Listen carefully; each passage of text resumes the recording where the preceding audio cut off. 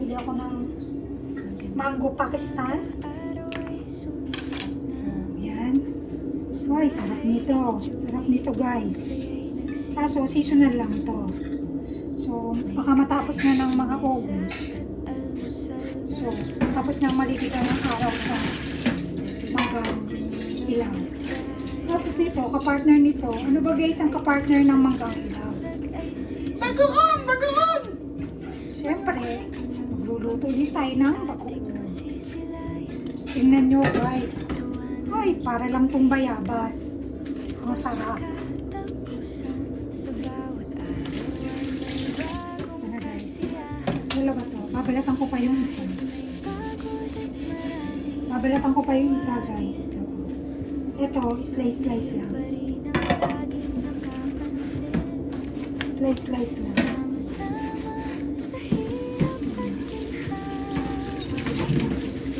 Grabe, parang bayabas na. Tikman ko nga. Ay, ang sarap. Sarap guys.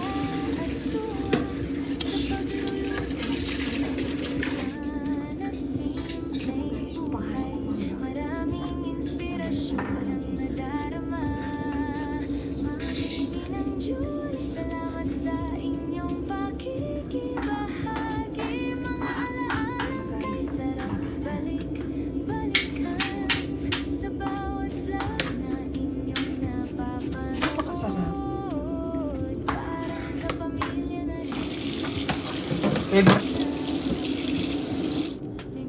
guys, magluluto ako naman ng bagoong. So, mantika. Initin natin ang mantika. Lalagyan na po natin ang bawang. Isahan muna ang bawang. Sama na po natin ang sibuyas, kamatis,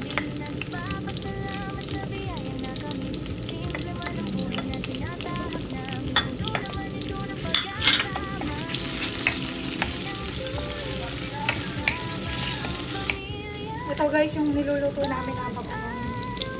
Siblings, baka naman.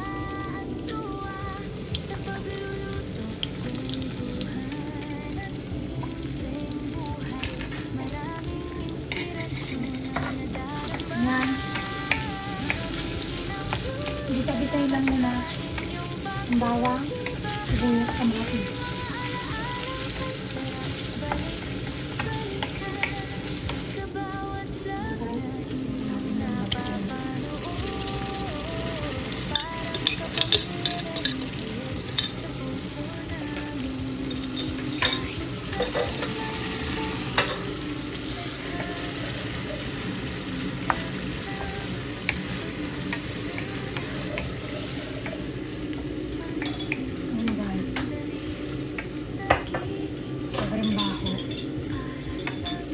Sabi nga nila, kung ano daw yung mabaho, hindi ay masarap.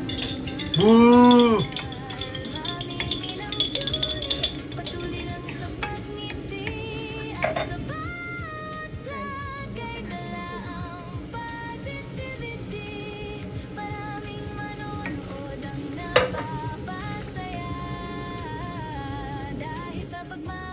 Yan guys, dahil ako naman hindi nakain ng bago kung saan din natin na steak.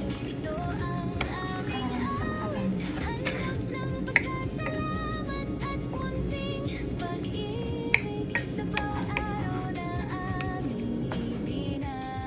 Dito na to guys. After 15 minutes ko lang siya niluto. Oh, napakasarap na nito. Oh, mapapaulala. Masarap na sanggat bagoong.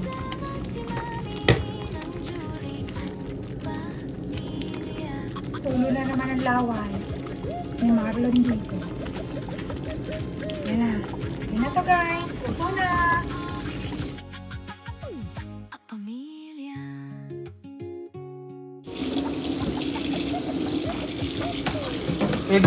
Please subscribe to DJ Corn Beef. Also to Mami Ninang Julie.